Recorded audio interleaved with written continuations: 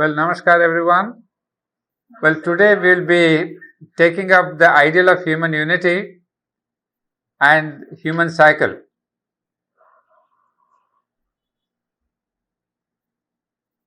The central theme that runs through most of Sri Aurobindo's major works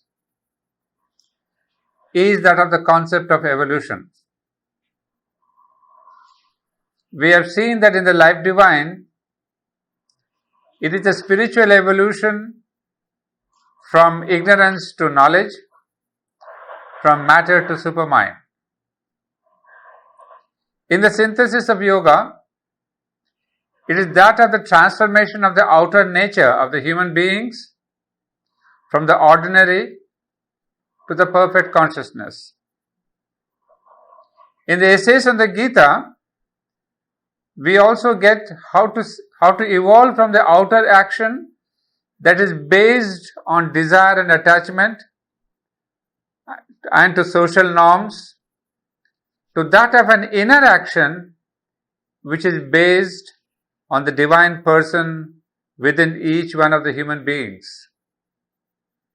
Savitri, of course, is a journey from mortality to immortality, from the ignorant, death-bound humanity to the supramental race that's based on light, love, and delight. Similarly, Sri Aurobindo offers the paradigm of the social evolution from the symbolic age that runs through different stages to culminate in the spiritual age. So we see in all these major works, the common theme is that of evolution. So if you want to really put in a single word what is the philosophy and yoga and every thought and every vision of Sri Aurobindo, the word is evolution. If you remember that, you've got the secret of Sri Aurobindo's thought. Now his major works on social thought, which came out as part of the series of the Arya, was called the Psychology of Social Development. It was called the Psychology of Social Development, which came out from August 15, 1916 to July 15, 1918. There were 24 chapters in that, and this book, which was subsequently published as The Human Cycle in 1949 in Sri Aurobindo's own time, uses illustrations from the history of the past in the theory of social evolution.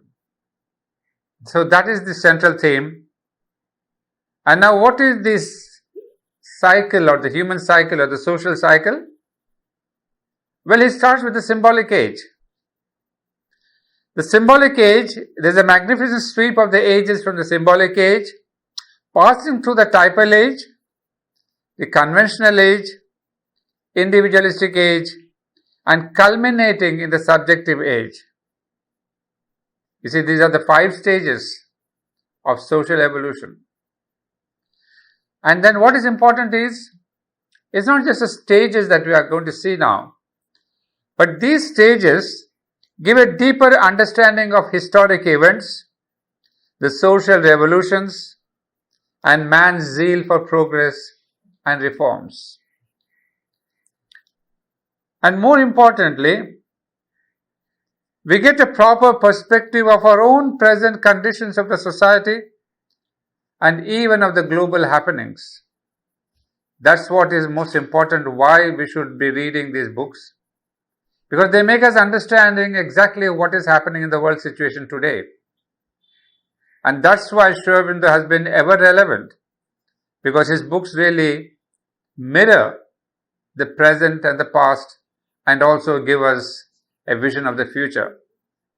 And we can easily appreciate, when we read these works, the role of modern man's endeavor to promote technology or even artificial intelligence and even the hurried pace of management pursuits that are trying to understand the nature of the relationship between matter and man.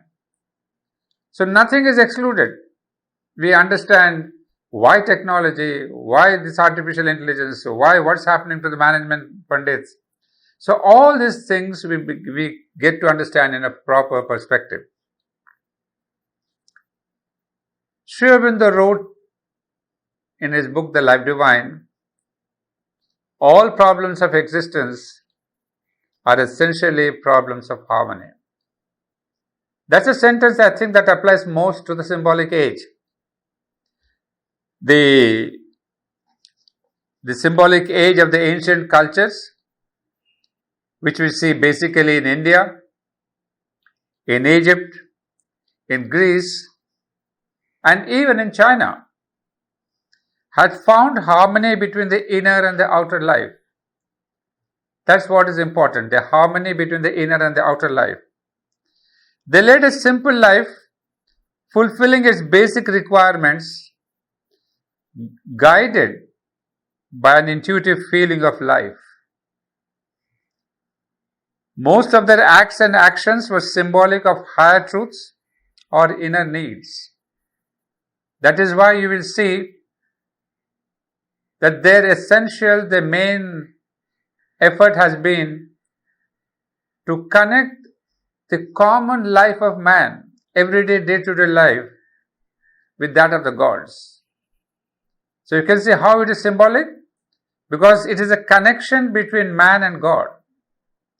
That means connection between the ordinary life and the higher truths. That's why it was so very important that they had found a great harmony. And of course the images that were used in their writings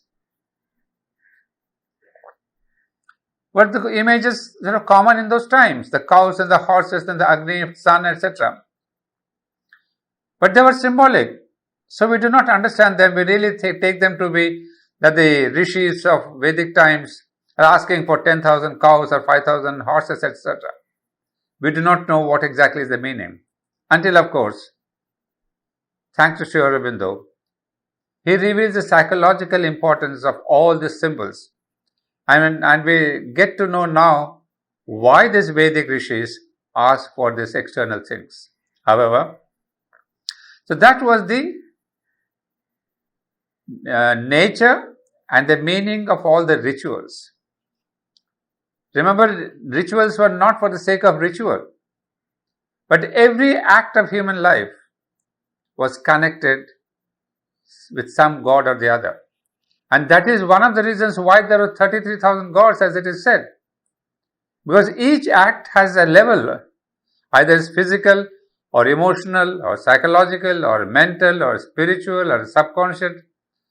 So we cannot have one god saying Brahman. So they had to have different levels of gods so that we could connect on each level with one of those gods. So they brought the gods very intimate to human life. But that was long back.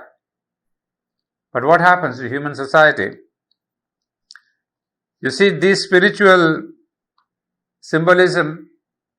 But one thing we should remember, that is, it does not mean that they did not have a psychological or economic or ethical life.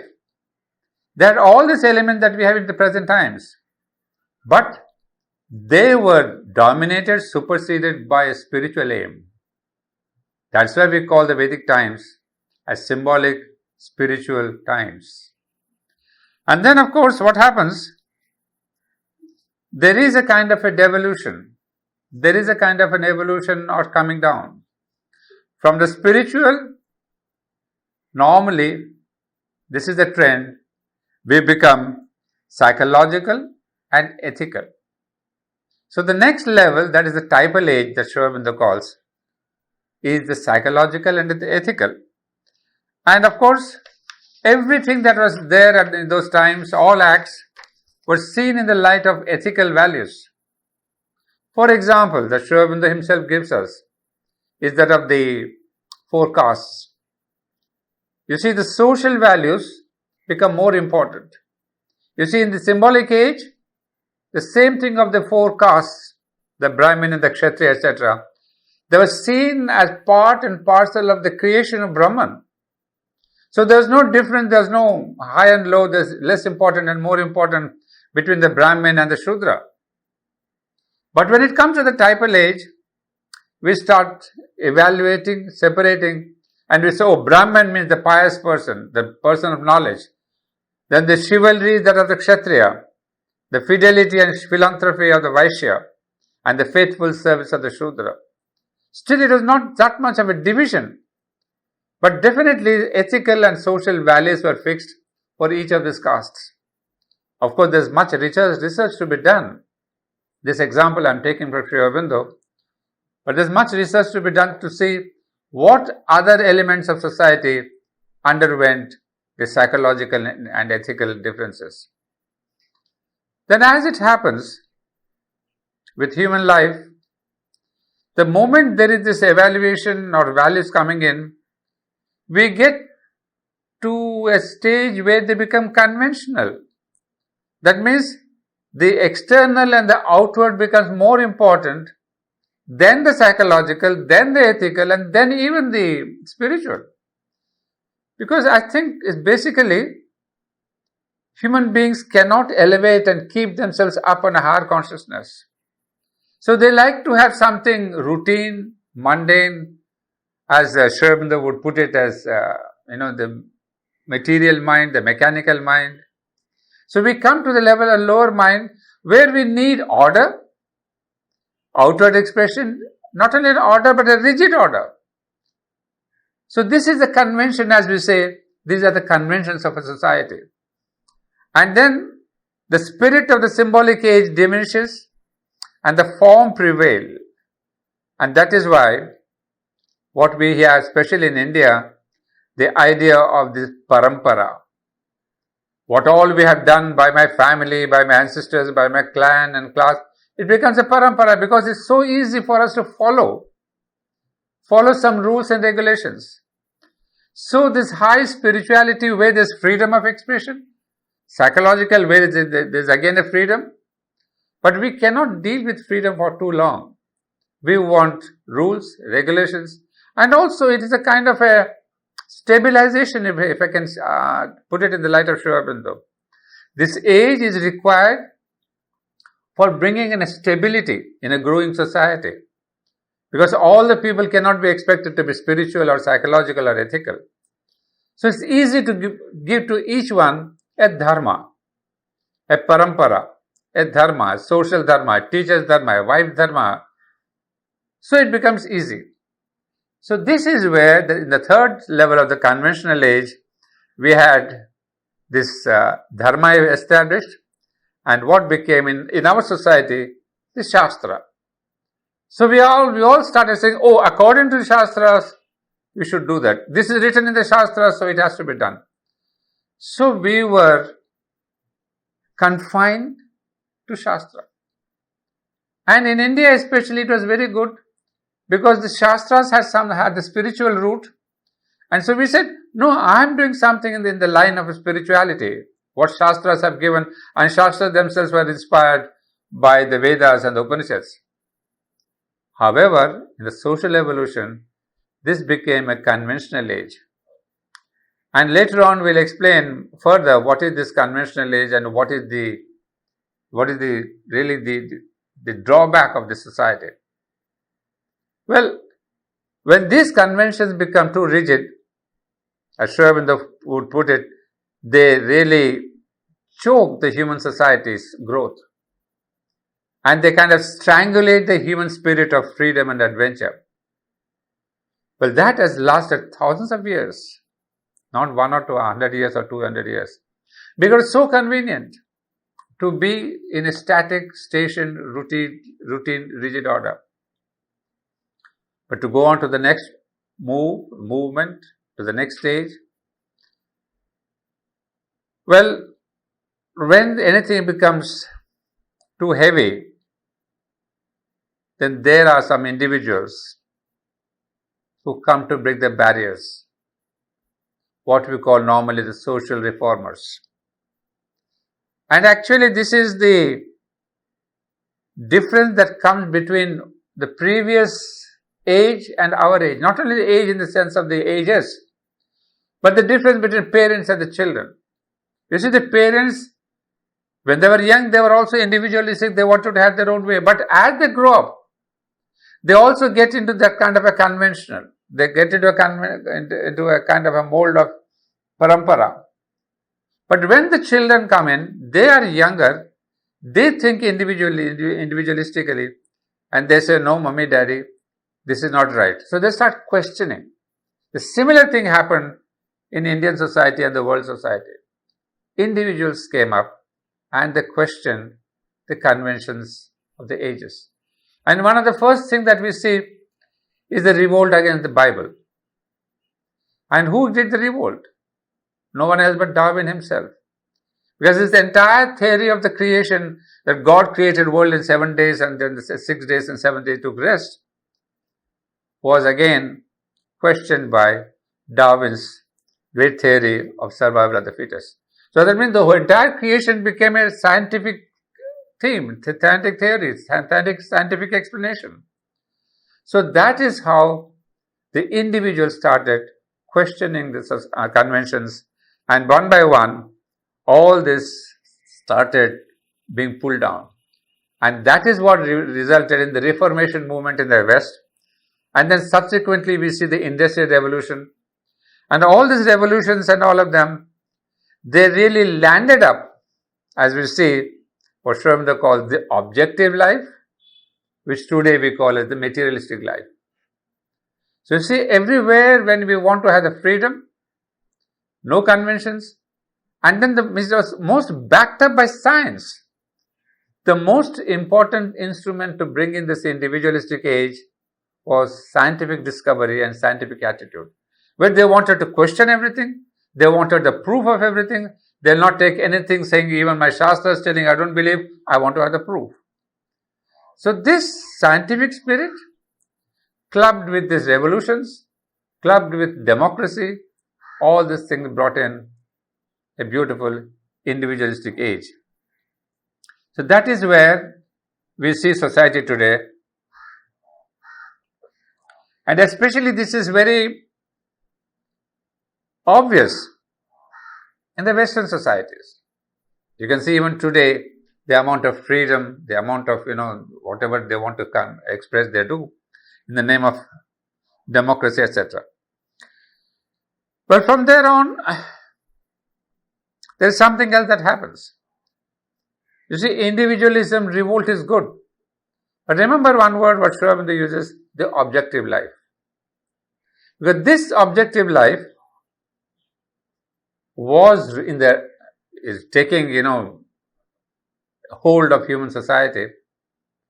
But somewhere, philosophers like Nietzsche, philosophers like Bergson, even in the West, they started really questioning, is this all? Even Freud in that matter.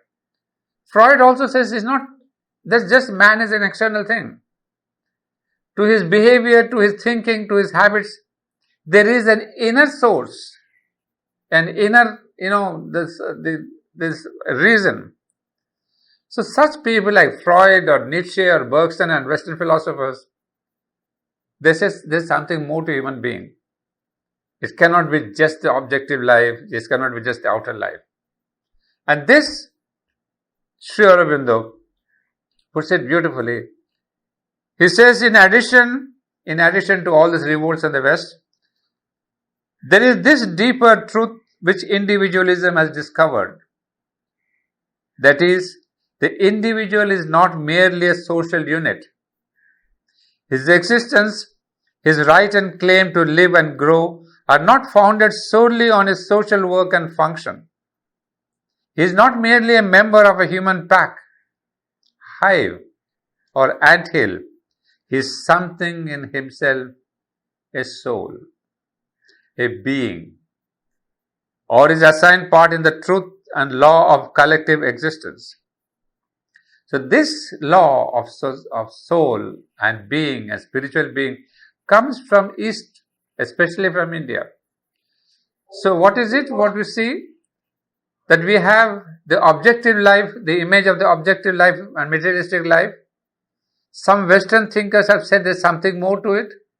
Then India provides that answer saying, no, that something more is the soul. So this is slowly the beginning of what Sri Aurobindo would call as the subjective age. That means we are finding the true subject. The true subject in each one of us is not our ego, is not what Sri Aurobindo says, solely a functionary of the society. We are not a peg in the social work and social machinery. Each one of us, while fulfilling the social external norms and functions, we have really a true subject within us. That is called Atman. Whatever philosophically you call it, Jivatman or Brahman, that's different. So this is how the subjective element comes in. And very beautifully, since some decades, if not this decade, maybe last 2 or 3 decades, this element of subjectivity is propping up. That means especially the younger minds who are looking for something more, who are looking for something else. They have been plundering libraries and bookstores and all that to search for something more. And that is one of the reasons why the Western youngsters are turning to India. Because in India, or with all its mixtures, it is providing this true subjective answer. So there is this element surely that somewhere or the other, the true answer of the subjectivity and how to find it. Not only to say Atman is the reality, but how to find your inner being is being given by Indian wisdom. Whatever you call Shastras or Gita or Upanishads or the other yogis. This is the beginning of a subjective age. And of course, Sri Aurobindo tells us this curve of the present tendencies will culminate in a spiritual age. An age dominated by a consciousness of oneness, truth and mutuality.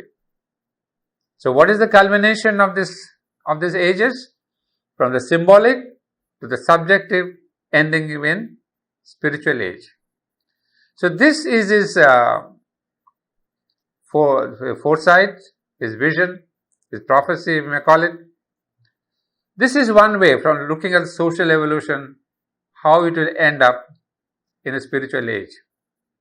But we are luckily at this stage of subjective age. It is a beautiful analysis if you see how Sri Aurobindo draws examples from countries and societies. It is a marvelous evolution. And the more we read, we understand the why of things. What I want to impress upon you is that why is such a thing happening at present? Be it this virus or this threat from this country or that country, or there's a geopolitical new thing that's happening. The world is breaking apart into different parts and proportions. All that is almost envisioned and foreseen in Sri Aurobindo. So that is one social growth. But along with this book, The Human Cycle, Sri Aurobindo wrote almost simultaneously the same months, maybe a year before or later, a book called The Ideal of Human Unity. This is also part of the Arya. There are 35 chapters, but that is a kind of a sequel to the human cycle. Because the human cycle is on the group society level, the individual and the group and the society. And Sri Aurobindo is now looking at that why can't we extend this society, the social growth and spiritualization social growth, can we extend it on a political level from nation to nation? This is a big step, a huge step in anybody's imagination, because normally no philosopher, no social thinker has thought on this level. People have told us about social reforms, community reforms and all that. But Sri Aurobindo takes a big leap when it talks about the ideal of human unity. So it is a kind of a parallel from the individual social on the human cycle to the political national level on the ideal of human unity. So this is where the difference lies between them. And then we see that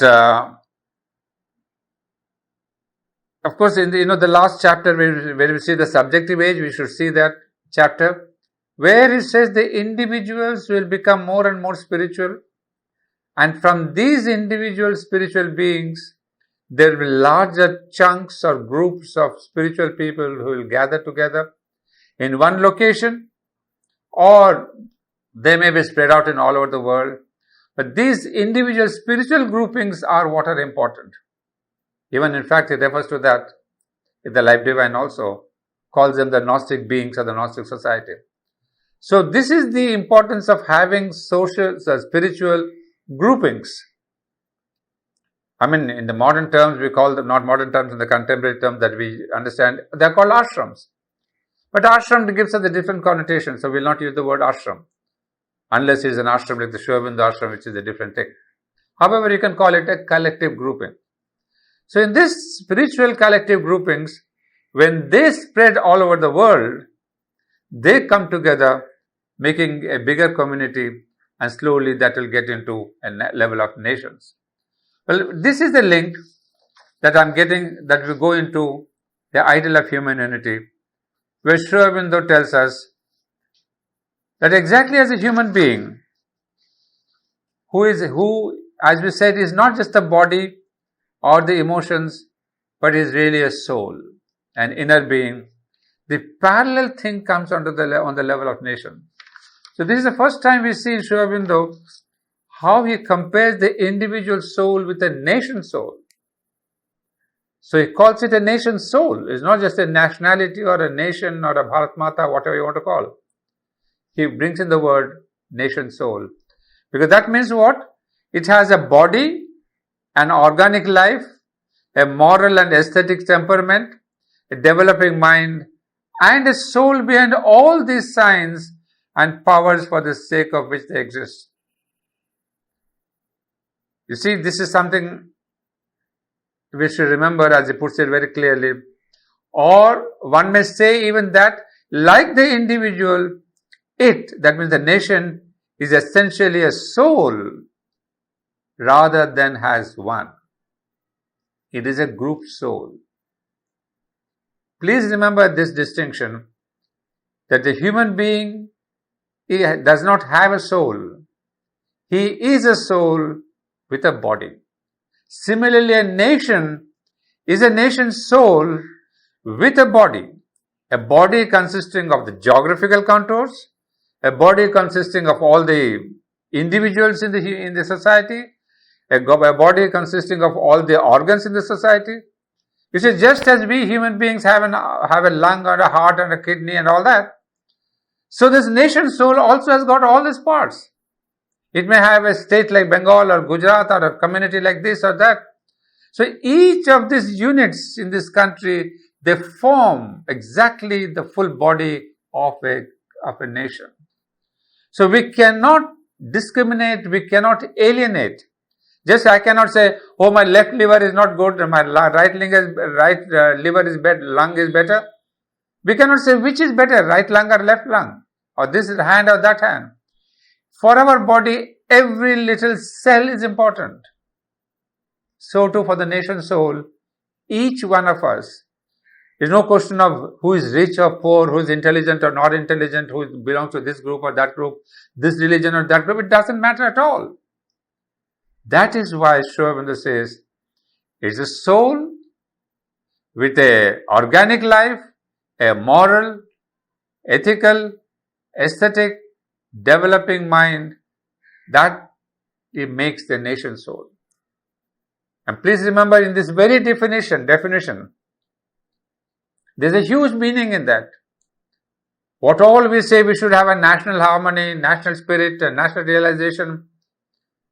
So we in India cannot afford to have social differences, community differences, religious differences. And if we have that, we are breaking up our own body. That is why this concept of nation soul has an immense importance, not only for the present, for the future of India's development. Well, now coming to the next part, which he develops in the ideal of human unity. He says a nation goes through 3 stages of development. It is not the question of, not just as a human being, we also go through different stages. What are the different stages of individual growth? There, the first is the physical body. When we take birth, we all come with a body, a physical body. But slowly as the body develops, as we get into age of plus 12, 13, 15, 18, what develops more is the lifestyle, the vital, the emotional. So this is how the individual grows from the physical, the body grows. Along with that, the pattern of life grows. The emotional part, the habits, the sentiment, the relations, the one upon one. You call them daddy or uncle or mama. These relationships grow, what we call the life elements, they come forward. It's only later that there comes in the growth of the mind. Then you begin to plan yourself, you begin to educate yourself, and then you say, I'll become this, So there's a level of mind, mental development. It's exactly the same. What I'm amazed to see in Aurobindo is that all the time it draws the parallel between the individual and the nation.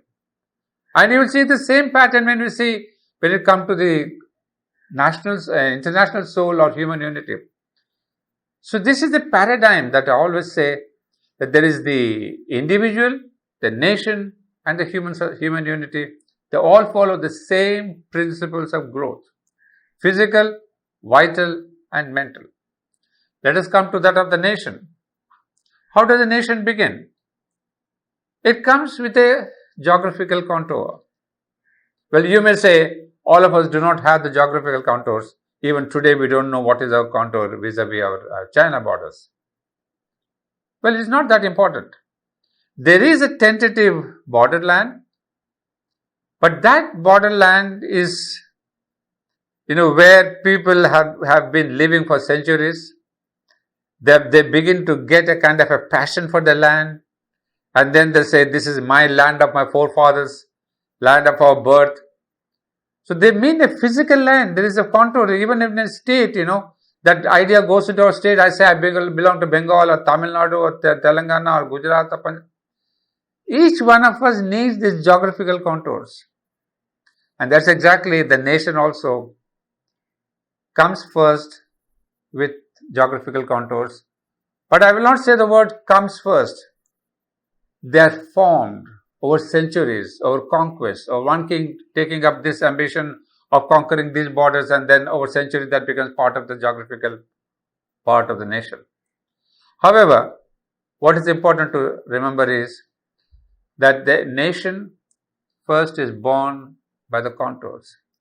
And that importance, I'll tell you, that is why when the mother had drawn the picture of the image, the map of India, she herself drew the contours of the country and she called it the spiritual map of India, where she had included the Pakistan, Ceylon, and Sri Lanka, and Burma, and all that, Nepal and Bhutan. So this is really the contour of the psychological map, the spiritual map of the country. Well, unfortunately, politics have played in, human interest and human, the narrowness and ignorance played in, and we broke it apart. But this is the land of India, if you say, this is the contours of spiritual India. And that's what makes the country geographical. That means there is a loose collectivity of life, some kind of a culture grows in, and then Aurobindo would bring about saying the point, there's a common suffering, and there's a common sacrifice, which bind that society, that culture together. So if we think of our ancient culture, the Maurya culture, the Gupta culture, or the time of the Ashoka, these are not just histories for the sake of history. They have combined the suffering and sorrow and all that to make us a strong, integrated culture. That is of great importance. And now next comes the level. Now once this culture has grown up, and then once the geographical boundaries are given, Then, as we said, the second level is the vital and the emotional part, like we saw in the individual. So too the nation has a plethora of cultural activities, dances and music and beautiful structures of temples and kingdoms and forts. This is the expression of life.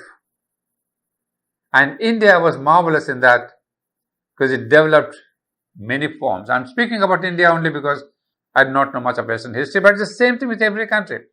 There could be some discrepancies here and there, but basically it is the efflorescence of the life element. But after this life element, every nation, if it has got to be a good nation or the powerful nation, has to have a centralization. That is very, very important phase in a nation. What Aurobindo calls the centralization that must come in. How does it come in? That is the role of the monarch, the king, the emperor. So now I see why I'm so thrilled by these books is suddenly we get a whole view of this world affairs. Why this king? Why Ashoka? Why Charlemagne? And why this? You see, history books don't give you an understanding. That's why we have started a project called India on the March or Mankind on the March to see the role of each of these things, not just a monarch for the sake of a monarch, but what did he contribute? How did he centralize? So centralization of life is the second evolutionary stage of a nation. And if this centralization doesn't take place, a nation doesn't develop. That's very important.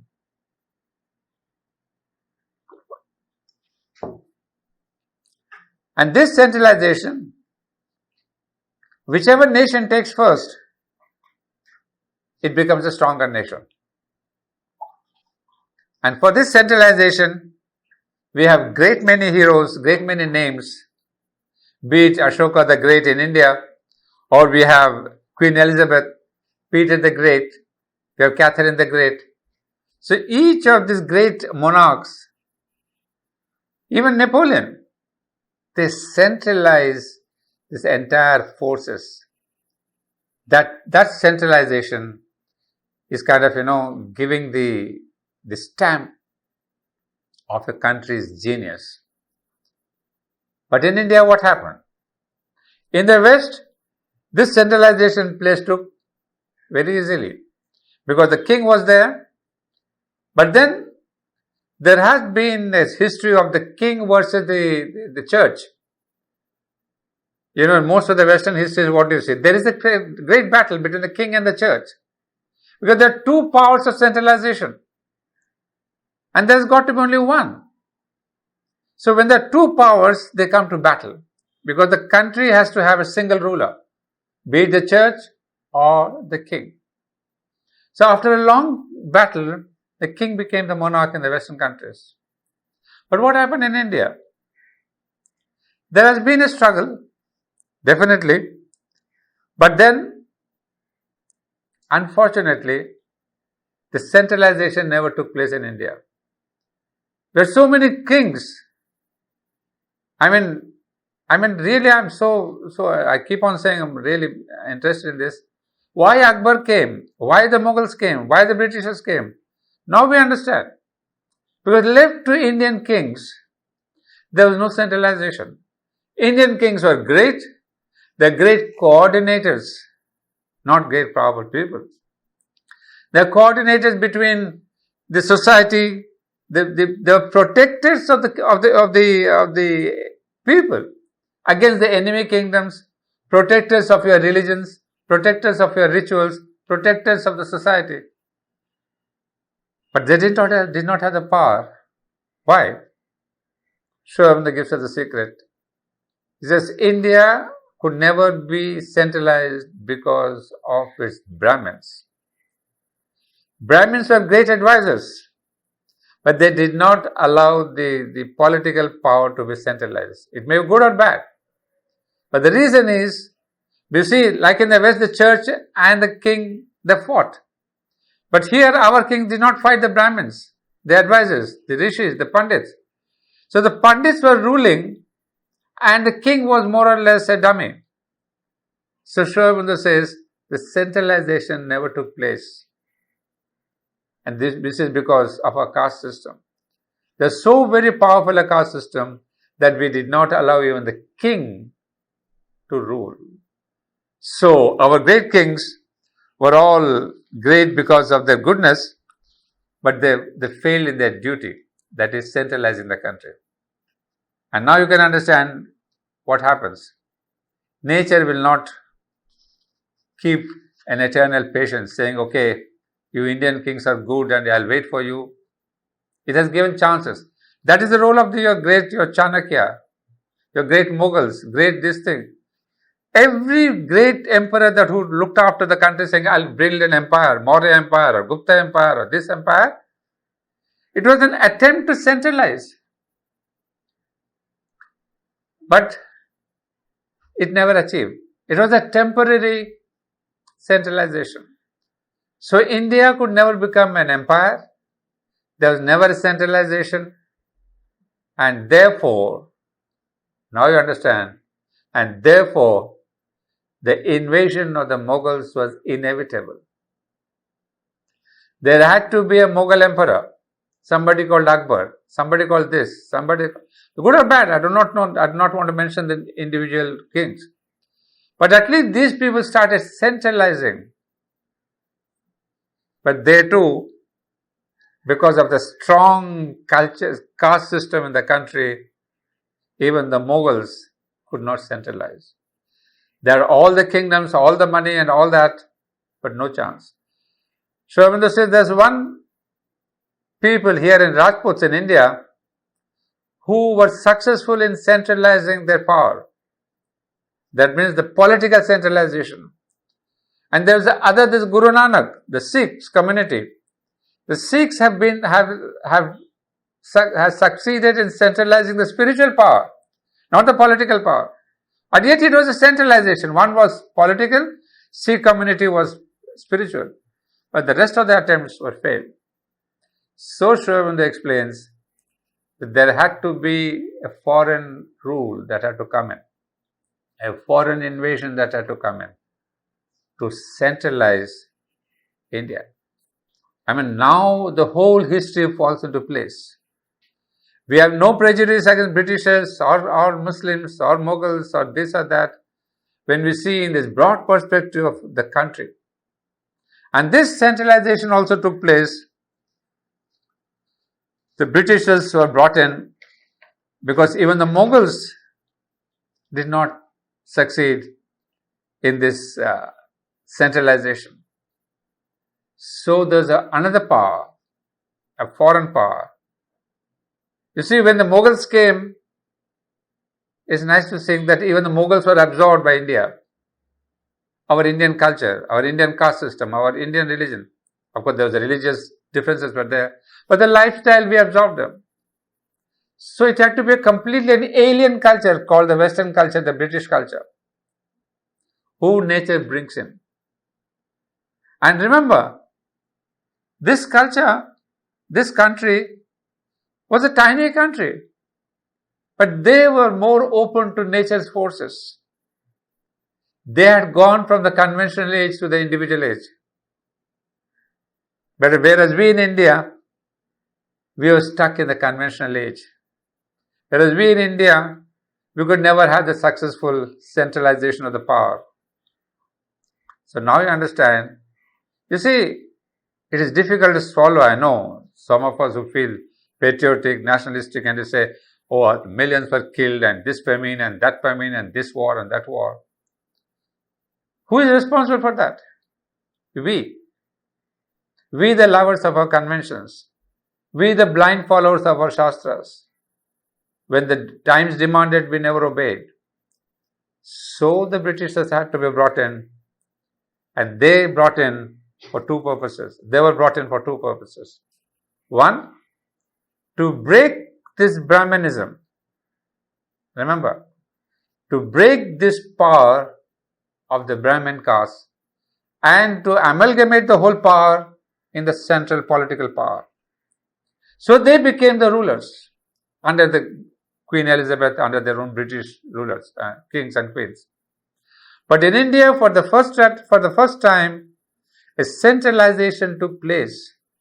We were a country, but we are beginning to be a nation now. First stage, we are a great culture, a variety of culture, marvelous. Take it science, take it poetry, take it dances, take it culture. Everywhere we are marvelous. But nation does not belong to that stage. It has to grow on. Because remember, we have to move on to the next stage. And that is what even Lord Krishna had done. All of us worship the Lord as great Lord and Avatar and all that, fine. But as I told you, Avatar doesn't come just for the sake of a magic, our spirituality. He has also got a mission in his life. And Sri Krishna's mission was to build the nation called country of Bharat. That is why he even promotes the Kurukshetra war, because he wants to have one nation. So this, what Sri Aurobindo is telling us, is really exemplified, is justified, is supported by our own history and by our own Sri Krishna himself. However, coming back to the Britishers, we had to go through great sufferings. I do not deny that. Injustice, all that. And yet, what nature wanted, it succeeded. It brought in a centralization of power. And once it was done, its role was over. There's one more thing before I go forward. This centralization has happened, but there's another second contribution.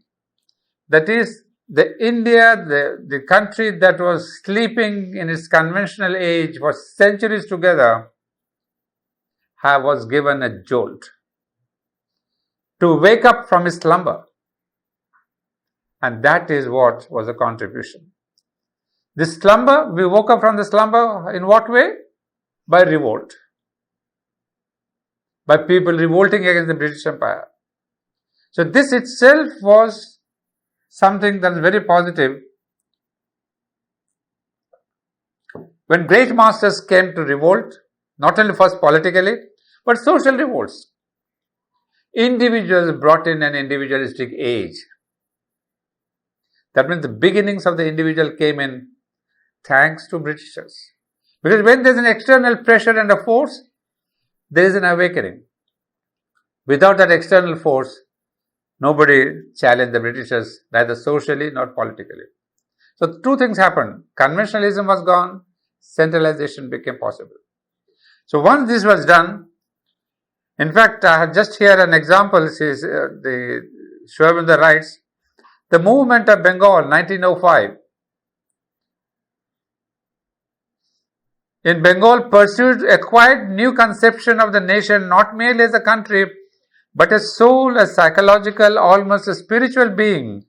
And even when acting from economical and political motives, it sought to dynamize them by this subjective conception and to make them instruments of self-expression rather than objects in themselves. He gives an example of Bengal, which was almost a kind of a sub-nation India. Its culture was so brilliant, so vast, so influential. It was almost called a sub-nation. But here Sri Aurobindo says for the first time, there was this subjective age. That means Bengal considering itself as a soul, as Durga Mata, somebody, a definition of a deity. So Sri Aurobindo, and now this explains why so many of our spiritual stalwarts took birth in Bengal, because that was considered a sub-nation with a soul. He gives an example. However, now coming back to the second stage, the coming of the Britishers. So you see, try to understand in simple terms that nature brought the British Empire, British people, to not to colonize, but to awaken India from its conventional age and to bring centralization. And once their purpose was over, they went out. And now I understand why the mother said that the Britishers will go just as they came in. For a long time I did not understand what it meant. But now I understand. They came in, they were brought in to do this work. And once the work was over, it's not your revolts or my revolts or this man leader and that man. Nothing of this. These are all external puppetry shows. What is important is their role once finished, they had to withdraw. So all the drama of this independence movement and all that is only a kind of a puppet show that is being done from the upper consciousness. There's one message that Sri Aurobindo gave just, and I got it just fortunately today. He says the great weakness of the country of India has been one, that it never took the masses into account. And he says the Britishers and the foreigners came not defeating India, but defeating a few chosen people. That means the politicians, but in the upper class of people. So he says, it is only the Marathas, the Shivaji, who awoke the masses. But unfortunately, the Marathas also could not succeed, could not continue after Shivaji, because this nationalism, this group, these masses were forgotten. And now understand again why Sri Aurobindo took part in Bengal movement, in the national movement. Not to gain a power, not to gain a position, not to gain any name or fame. But as he put it beautifully, he says, I awoke the masses. So his entire role in the freedom movement was only to wake up the masses. And that is what he always held, that India has been a weak country because it has never taken the masses into account in its ruling. Only the Kshatriyas, only the Brahmins, only the kings, the Britishers and the Mughals, they conquered them. That's why they could never conquer the people, the praja. The society, the culture, the religion, everything of India remained same because the masses did not participate in the political game. That is the second stage of our country. So once India became centralized, Britishers had no more role, and all the drama, all the names are only puppets. Well, it's interesting puppetry, but from the point of view of the higher consciousness and Sri Aurobindo's explanation, these do not hold much water. Yeah, for history, for youngsters, for a blah blah blah, it's good.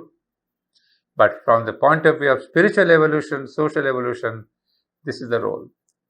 And now comes the third part. What did we see? The physical, the vital emotional, the physical, the centralization. That means the physical was over, the emotional is over. Now comes the mental. After the independence, there came in the question of the mental. But there's one more thing that I would like to stress before I go forward. You see, what Sri Aurobindo brought into this revolutionary movement was, as I told you, awakening of the masses. And what was this secret of this awakening of the masses? He writes all that in the Bande Mataram. What did he write in the Bande Mataram? Not to say how to fight the Britishers or the empire, Britishers are wrong or bad, nothing of the sort. There's no criticism of the Britishers. But there's only one slogan, one word, one phrase. Let us be ourselves. The whole secret of Sri Aurobindo's movement, revolutionary movement, is one phrase, let us be ourselves. That means we have got to be ourselves and be a different country from the others. We are a different country from others. Let us not imitate and forget ourselves. And that is the beginning of the awakening of the national soul. I mean, I've got to understand a lot many things, many more. The more you read Sri Aurobindo, things become clearer. You say, why did Sri Aurobindo have to participate in this revolutionary movement as if he had no better work? No. He says, no. He has only shown the country that you are different. And in your difference lies in your destiny. And so he says, every country that has fought for its independence is exactly based on the same rule, that we are different from your super force, great Western civilization. You have got all the material strength. We are not that developed. We are poorer people, but we are we. So he says, even these great powers that were there, we did not accept them. And those countries and nations and small ones which accepted the foreign culture, alas, poor show, they lost their culture. But even a small country like Ireland, they did not accept the Britishers. But they said, no, we are a different nature, we are different. However great you may be, I am myself. So that is the role of the Astitva. That is me. And now understand, Sri Aurobindo, entire power in the Vande Mataram and Karma Yoga and everything is, who are we, what are we, why are we, and what is our destiny. That was the second phase. Once we had the independence, we were given the independence not by any individual, but by our destiny. Because nature brought the outsiders to give us something. Once they gave us, nature just withdrew them overnight. There's no battle between British. There were revolts, okay. There were all the satyagrahas, okay. But it could have been worse. But the Providence said, no, the role of British is over. Now comes the third phase. The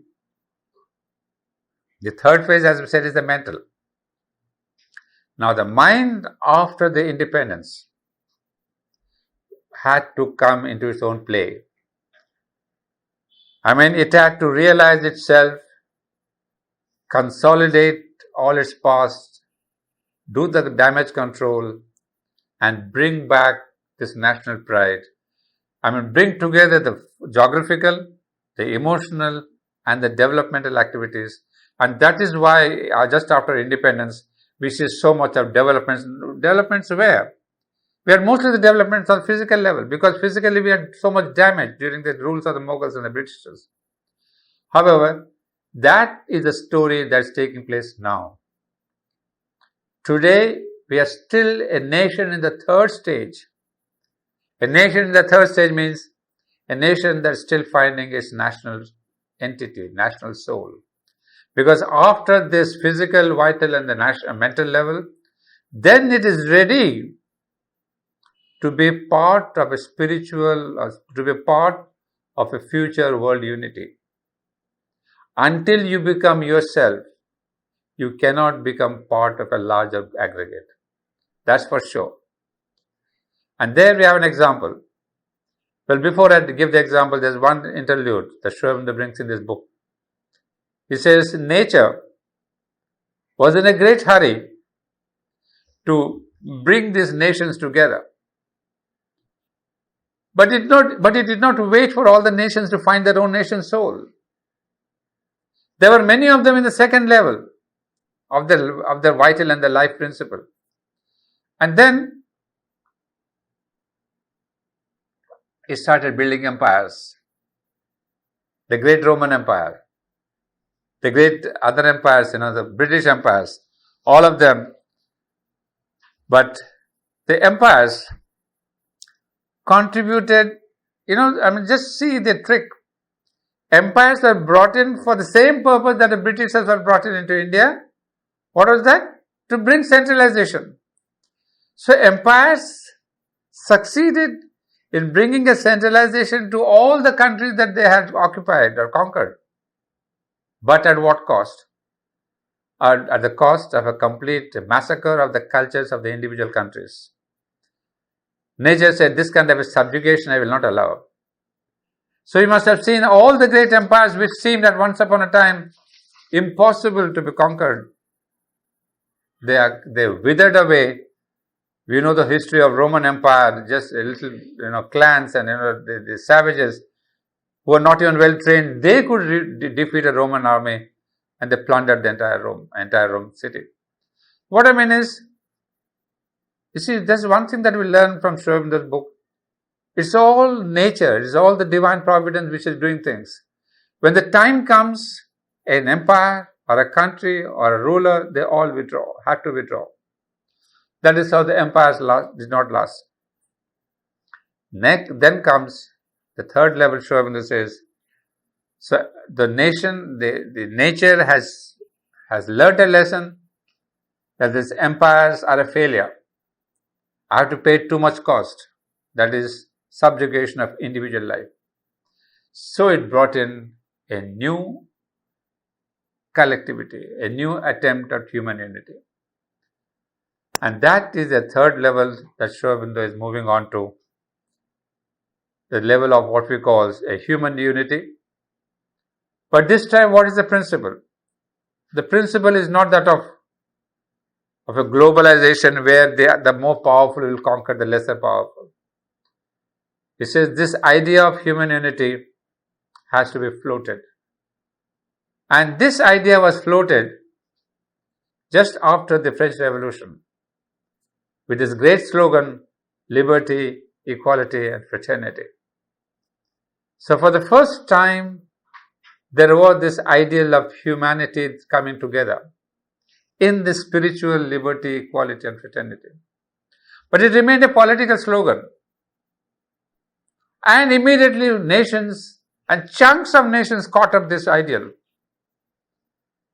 But you know very well what happened to liberty. The countries which followed liberty and came up with the political democracy did not bring forth politicians who represented the ideals that are demanded by the people. And you know, I don't have to describe the politicians, you know much too well. They're full of pettiness, self-deception, corruption, and even mental impotence. They are the opportunistic moneyed class of people who barter all moral principle for power and money. That was the failure of democracy.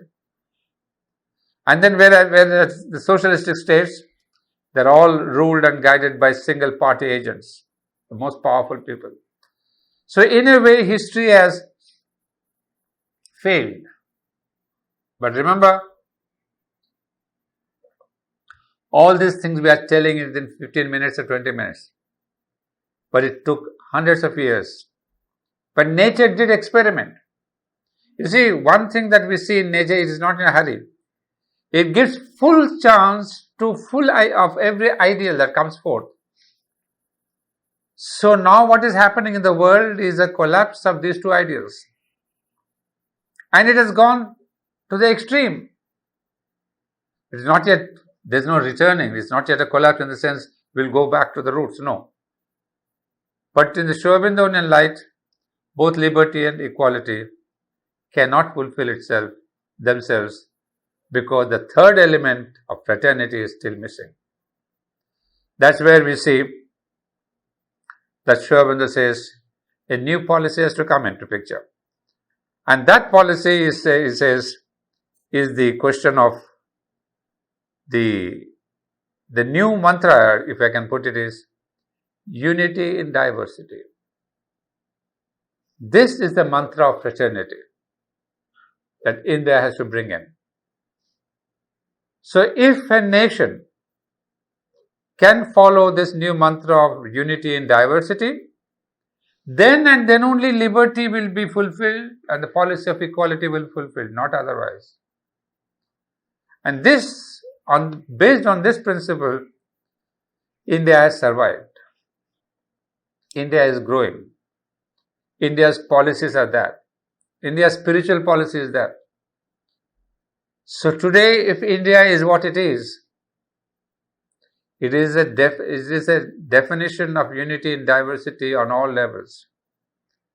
So Sri Aurobindo tells us this fraternity, to bring fraternity, is the role and destiny and mission of India.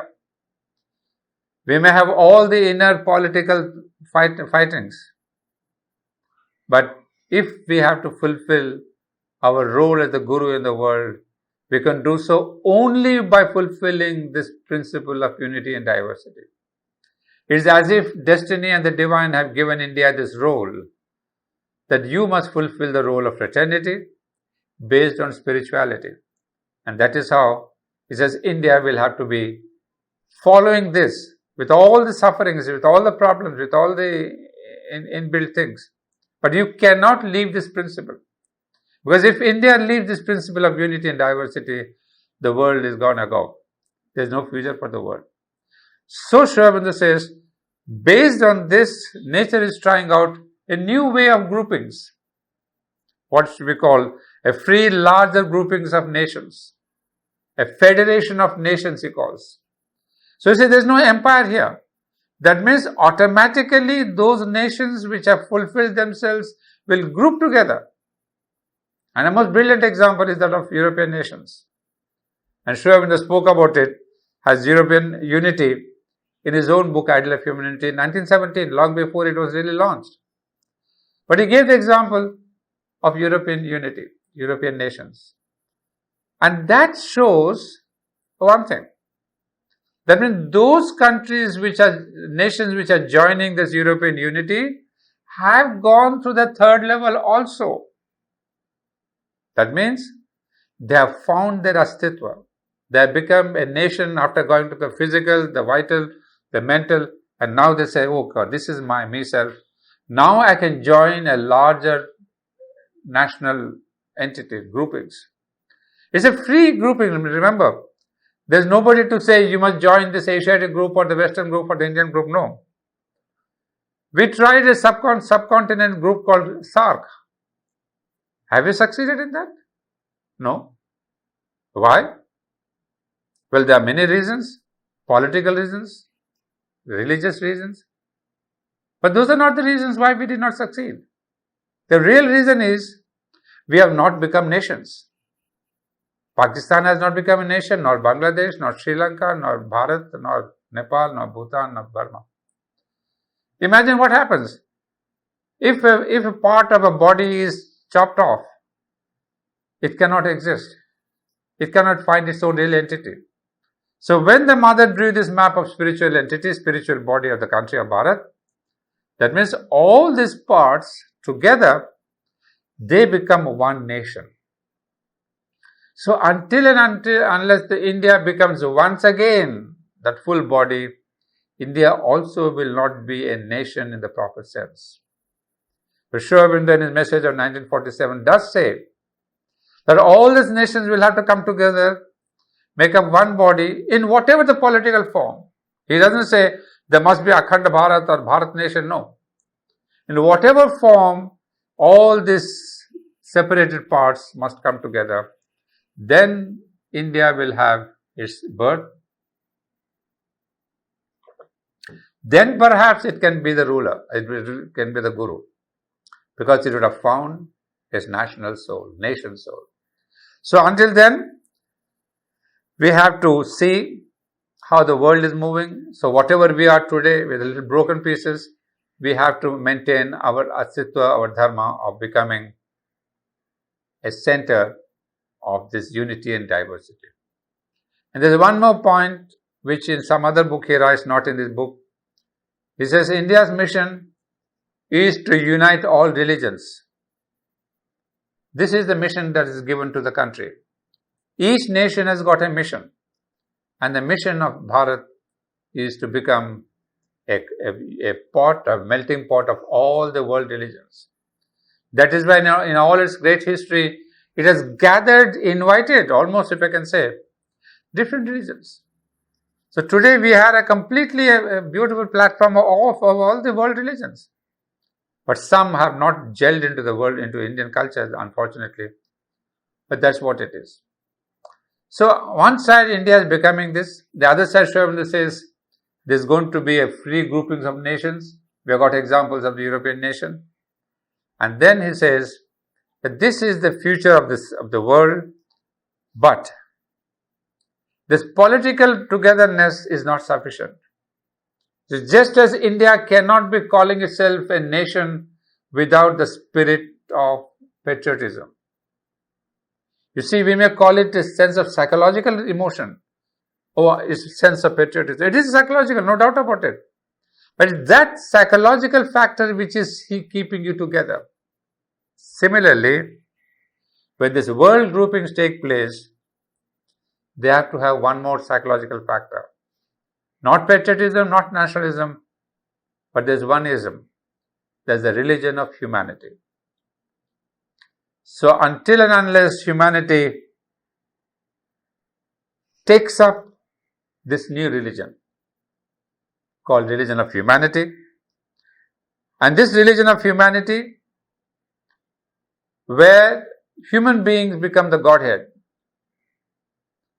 I mean, it is a wonderful notion, concept, but humanity has to be worshipped.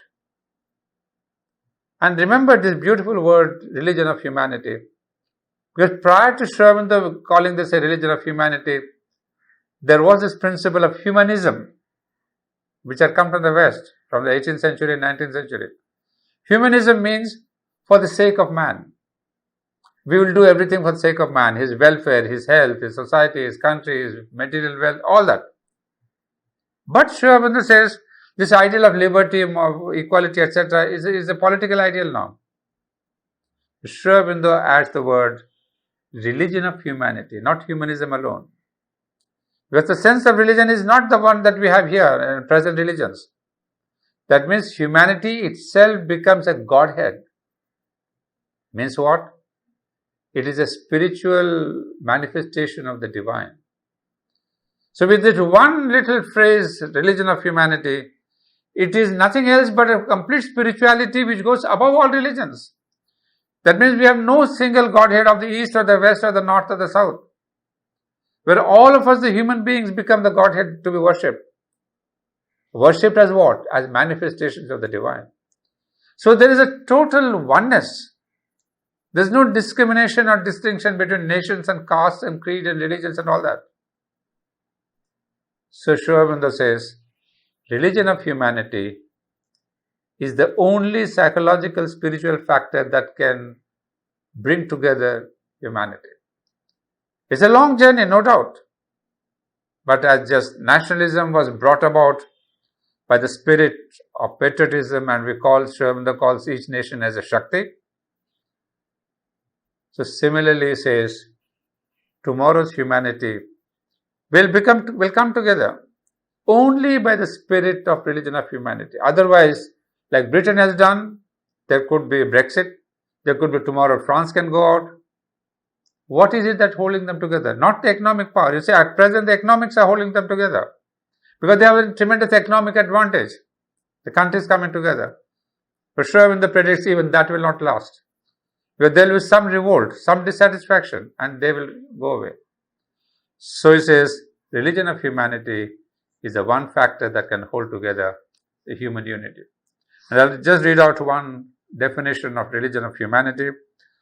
For that essentially must be the aim of the religion of humanity, as it must be the earthly aim of all human religion, love, mutual recognition of human brotherhood, a living sense of human oneness and practice of human oneness in thought, feeling and life, the ideal which was expressed first some thousands of years ago in the ancient Vedic hymn, and must always remain the highest injunction of the spirit within us to human life upon earth.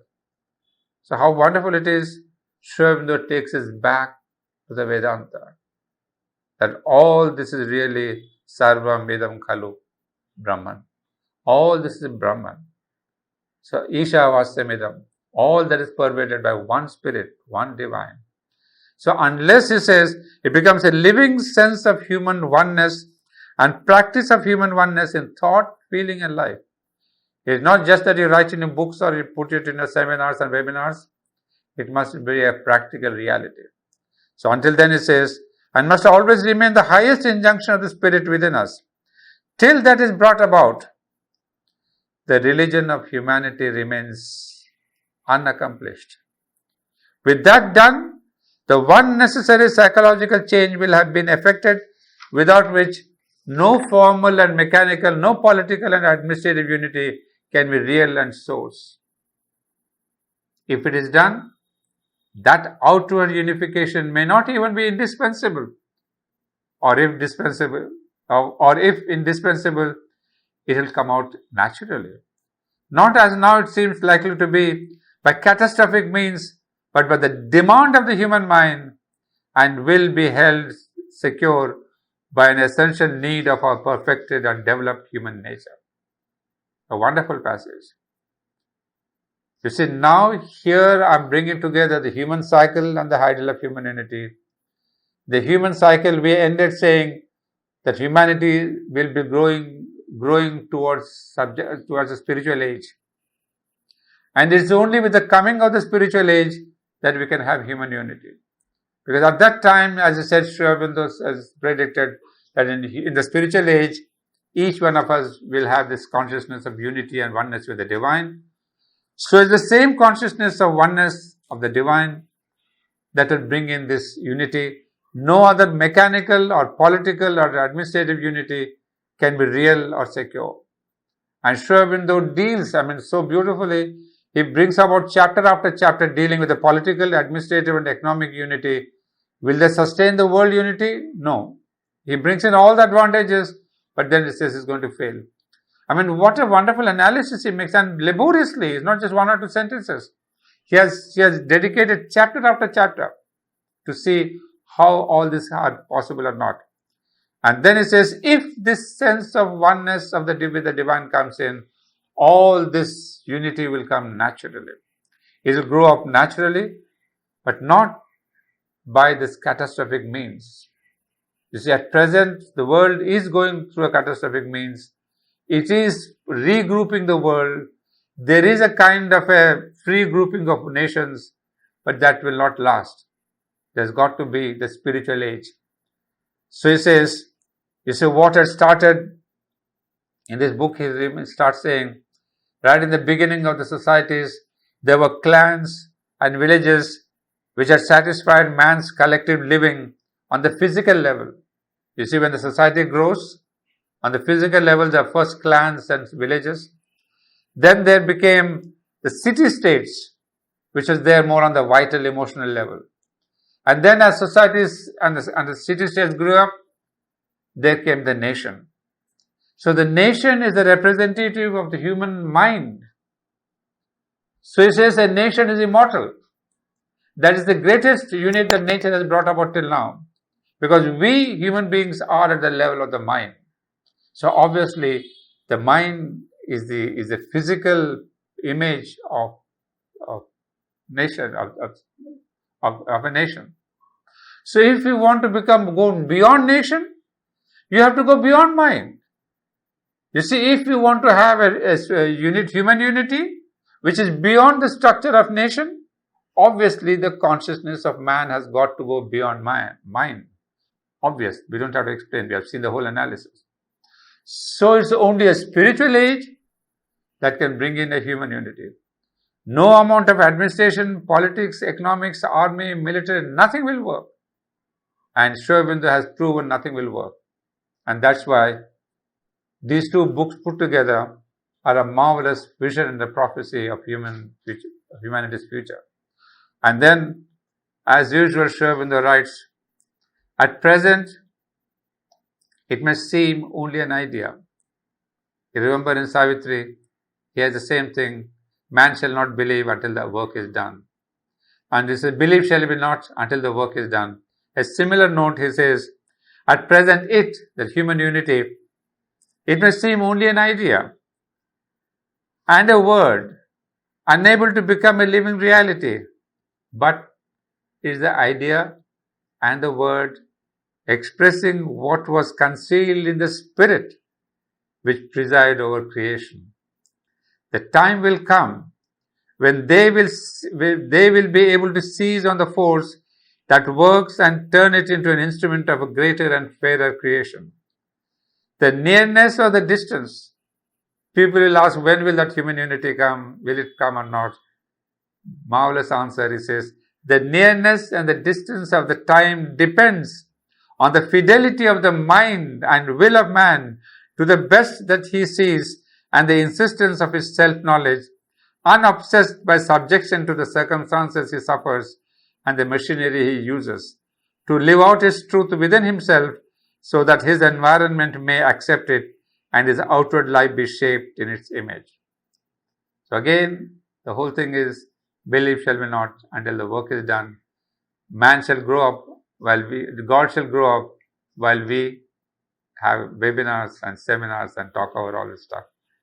So friends, I think I've taken you through a long journey of human cycle, Idol of Humanity, extraordinary books. There's a third section of this book War and Self-Determination, which Aurobindo wrote after these books were written, because he wrote them during the time of the war, Second War, 1919. He wrote one article after the war. So that becomes the third part of this book, called the single volume we have here.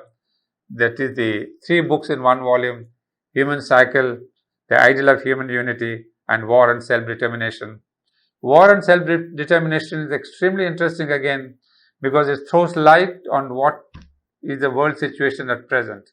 So that, of course, I have not taken into consideration, because it's more on facts and figures that happened after the Second War. Well, however, that's why I said I'll take a long time, because I was concising, putting together 2 massive books, but they cannot be dealt separately, as you have seen. One is on the group level, the other is on the national level, international level. I hope I've put across some idea of these great books, wonderful books. Thank you very much. Next time we'll cover the last book, Foundations of Indian Culture. That is let us see what, because again, such a big volume and India is such a big thing, I'll have to choose 1 or 2 little pearls and diamonds from there to convey to you. Thank you very much. Welcome to all of you. Thank you for your